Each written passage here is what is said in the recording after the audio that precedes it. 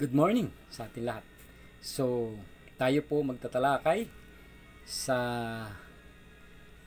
kanyang mga salita sa loob po ng Biblia. So, ating tatalakayin po ay building a beautiful and the holy temple. So, about physical na simbahan. So, tingnan po natin. So, mayroon po talagang tinayo na simbahan? Yes, mayroon po.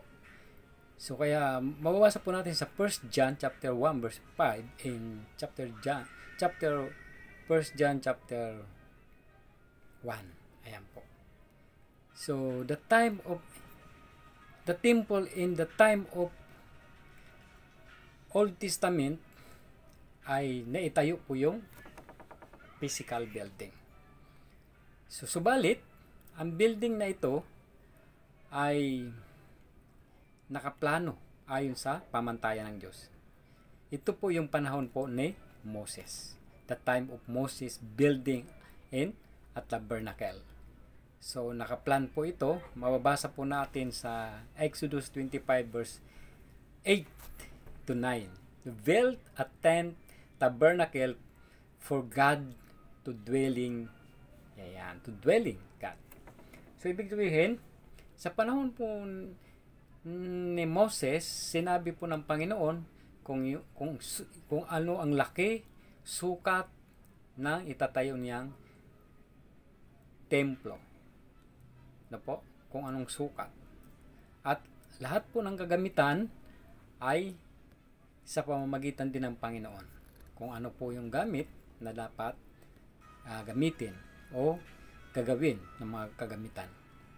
So, ibig sabihin, pinahintulutan ng Diyos o siya mismo ang nagtayo ng simbahan para doon po makipagtipan ang Diyos sa tao. So kaya po natayo po yung tabernacle. Yan, natayo po. In Hebrew 10 verse 1 ay the time of Solomon. So naitayo din po yung building, a building temple. Dito po naitayo yung tunay na temple, no?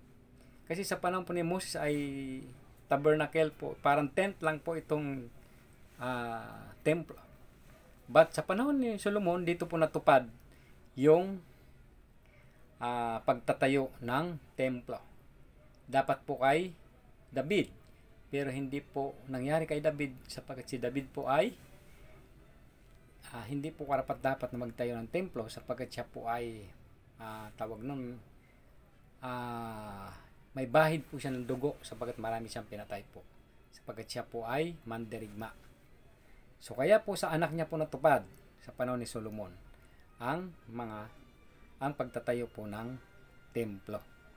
The building a temple in 1 King chapter 5 verse 6. Mababasa po natin yon. So ang ganda po ng naitayo niya ng templo. Ginto ang loob. Ayan.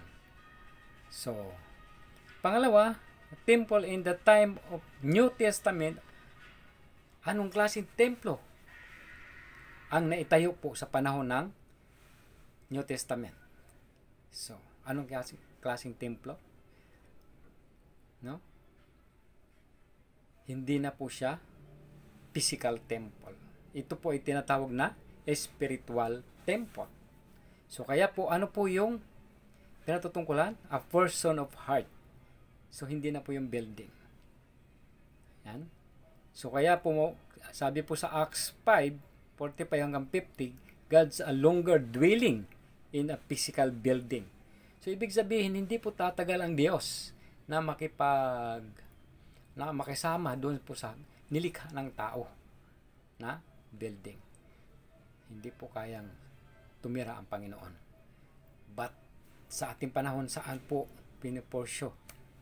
In Matthew 6:16 ay mababasa po natin kung paano po naitayo ang building sa ating panahon. In 1 Corinthians 3:9 hanggang 16, ayan po. How to build God's temple today. So paano nga ba naitayo ang templo sa ating panahon? Proverbs 24 verse 3 to 4, the temple built with a wisdom. So tandaan po natin, naitayo ang templo sa pamamagitan ng karunungan o wisdom. Coming from God. Ayan, wisdom. Wisdom, understanding, and knowledge. Yan po. Build with wisdom and understanding and knowledge. Yun po yun sa ating panahon. So in Colossians chapter 2 verse 2 and 3, Christ in whom are hidden all the treasure of wisdom and knowledge. So ayan po. So sa pamamagitan po ng kanyang mga salita ay matatayo ang building sa ating panahon. So ano pong tinutukoy na po itong building? So ang tao na po ito. The temple of heart of God ay heart of people. So dito na po sa ating katawan. Kaya po tayo tinatawag na temple of God ang bawat isa sa atin. Sapagkat sa ating panahon, ito po ay spiritual building na po. Wala na pong physical building. Ayan, sa ating panahon. Spiritual build na po. Kaya po na itayo sa wisdom, understanding, and knowledge. Ang sabi po doon.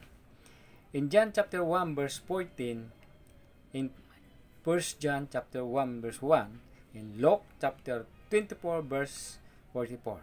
Kaya mababasa natin ang kung paano po may tatayo ang building. In 1 Peter chapter 2 verse 22, chapter 1 verse 22, obeying the truth, purify the spirit.